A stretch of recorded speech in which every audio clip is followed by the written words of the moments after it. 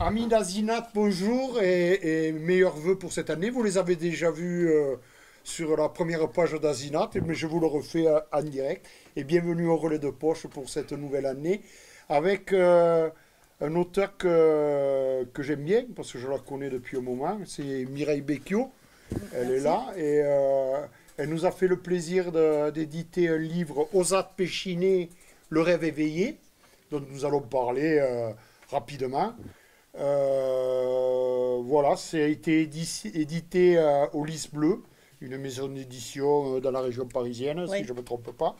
Voilà, qui donne de sa chance aux novices. au novice, voilà. Bonjour Mireille Becchio. Bonjour. Votre livre nous replonge dans les années 60-70 et de fait un récit sociologique et, je le dis avec humour, prophylactique de l'Ariège montagnarde.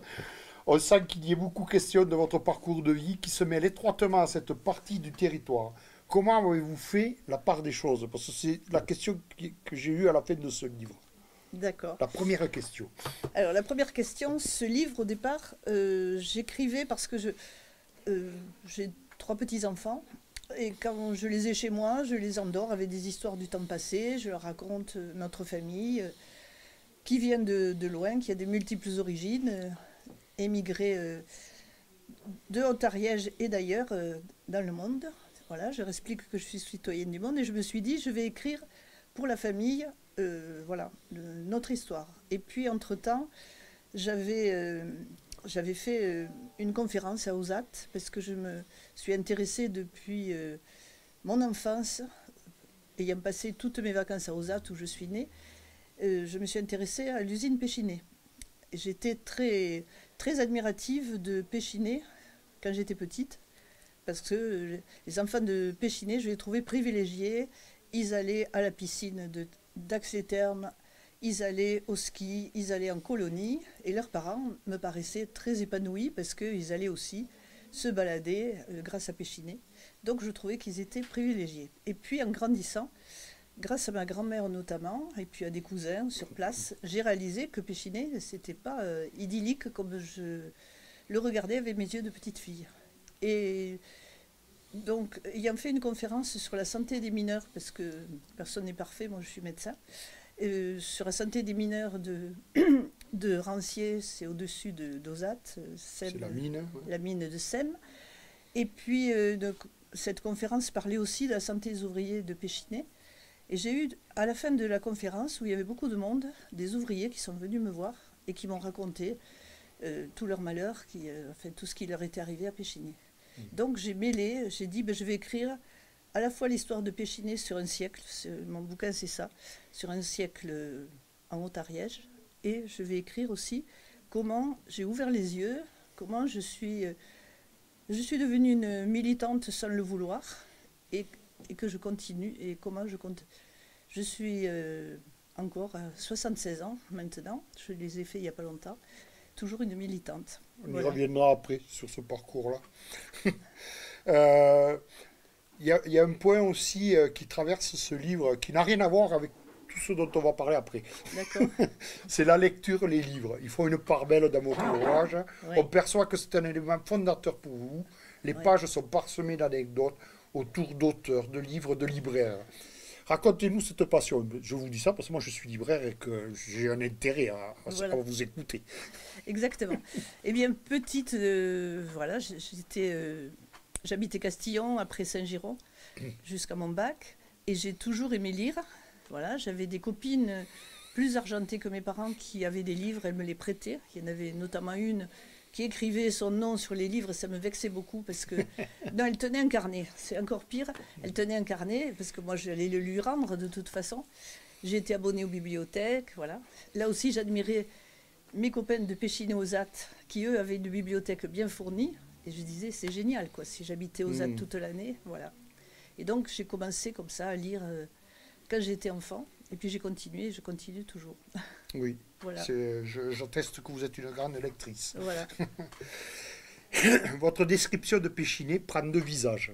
Vous l'avez dit Oui, un peu oui, dans l'introduction. D'un côté, vous condamnez l'entreprise pour sa pollution environnementale Ouais. et la pollution des populations. Hein. Oui. Mais vous montrez également le fait que cette entreprise a été un ascenseur social pour les gens de la vallée, Ouais. mais aussi et surtout des travailleurs venus de toute l'Europe et même plus loin. Qu'est-ce comment enfin, ça traverse votre récit dans le livre, Oui. votre vie et ce mélange-là.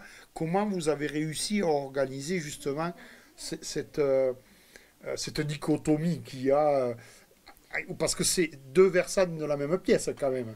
Il y a eu Oui. l'ascenseur social, c'est une réalité. Oui. Et des gens de toute l'Europe sont venus travailler à Oui. Péchiné. Et ils ont trouvé une aisance matérielle. Et en Oui. même temps, il y a eu Oui, oui. toute la pollution environnementale et humaine qui Et a humaine, existé. voilà. Mais ce matin, j'étais à Ozat, justement, pour être interviewée par une autre journaliste de l'Écho, du journal L'Écho. Et on avait une table ronde avec 7-8 anciens ouvriers qui disaient, il y en a un notamment qui disait que il venait d'un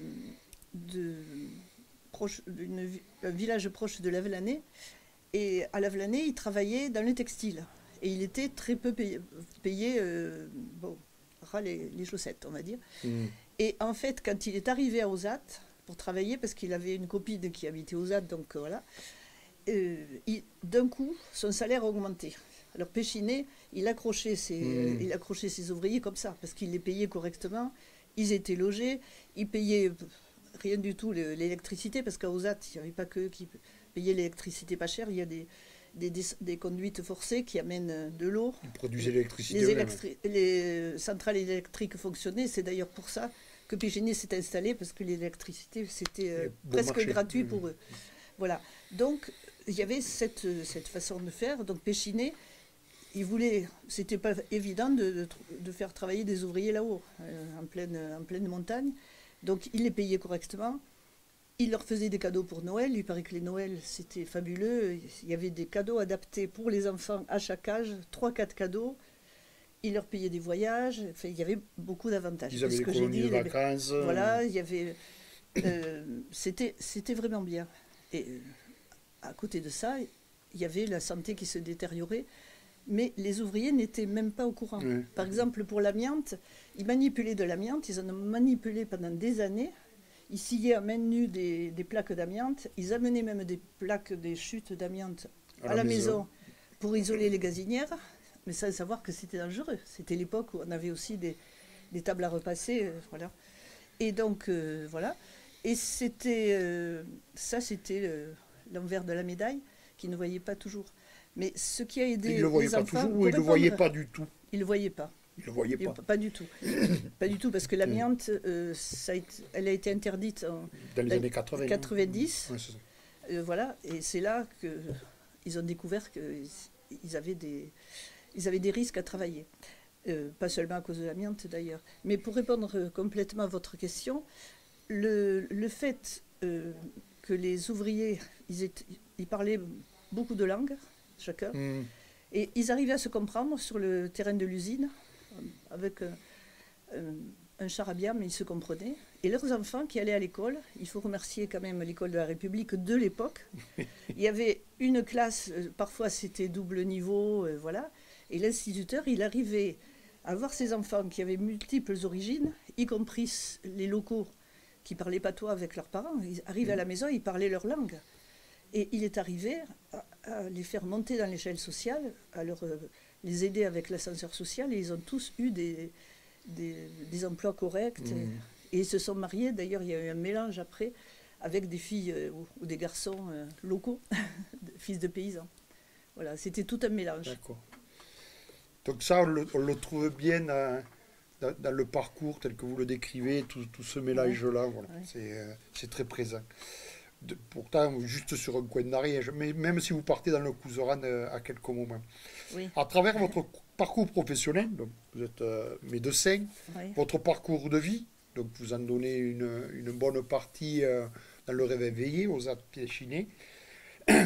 Votre parcours de militante, vous tentez de nous délivrer un message dans ce livre. Pouvez-vous le préciser au public qui vous écoute sur Alzinat? Alors le message, surtout dans la période, le message c'est qu'il faut jamais baisser les bras, il ne faut rien lâcher. La preuve, ce sont les ouvriers que j'ai vus encore ce midi, là, qui sont à la retraite. Bon, certains sont encore jeunes et se sont reconvertis ailleurs. Et ils continuent d'avoir envie de lutter contre tout ce qui pourrait apparaître comme une fatalité, de travailler, de bien gagner sa vie et de ruiner sa santé. De ruiner la santé de ses animaux, parce que les animaux, on n'en a pas parlé, mais à Ozat, quand l'usine a fermé, Ozat a terminé avec un village sans animaux, ce qui est étonnant, à 1000 mètres d'altitude, qu'il n'y ait aucun animal. Petit à petit, Péchinet a réussi à les réduire. J'en parle avec la ferme et tout ça. Et puis la nature, c'est pareil. Il y a un jeune qui disait ce matin, au temps de Péchinet, j'accompagnais mon père à la chasse, on ne voyait pas d'écureuils, on ne voyait pas de lapins dans les montagnes. Et maintenant, quand on y va, on voit des lapins et on voit des écureuils. Ça s'est repeuplé. Ça a recommencé. Alors, il y a la question de la pollution locale, parce que quand l'usine a fermé, il y a eu des tractations avec les élus de l'époque, etc. Et tout n'a pas été dépollué. La question qui se pose, c'est la suite qu'on va donner à tout ça. Mais ils sont déterminés à faire que ça avance et faire revivre le village. Donc voilà. Un message d'espoir, Mireille. Oui, voilà. C'est un message d'espoir. Donc voilà, le livre de Mireille Becchio, Ozat Péchinet, Le rêve éveillé, que vous trouverez dans toutes les librairies qui se respectent, dont le Relais de Poche. Merci. Merci, le Relais de Poche.